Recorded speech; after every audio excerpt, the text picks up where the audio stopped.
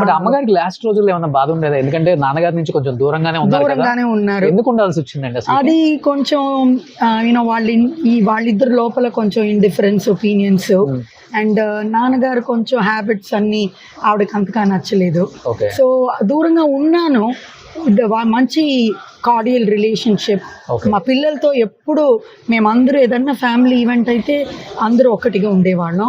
నా పెళ్లిలోనూ కానీ మా సిస్టర్ పెళ్లిలో కానీ ఇద్దరు కలిపే చేశారు. మీ పెళ్లి టైంకి దూరంగా ఉన్నారు? లేదు అప్పుడు లేదు. ఆ టీ నగర్ మీరు వచ్చారు కదా, అదే ఇంట్లో ఉన్నారు, ఆ జిఎన్ సిటీ రోడ్ లో.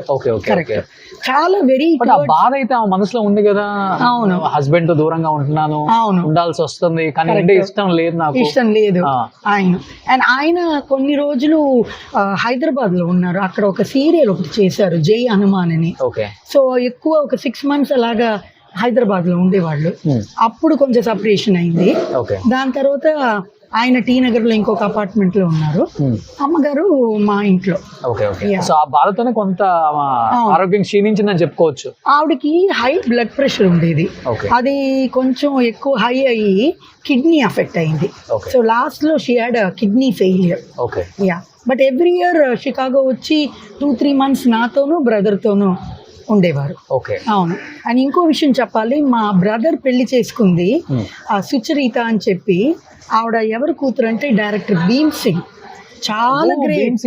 భీమ్ సింగ్ గారి అమ్మాయి మా వదిన.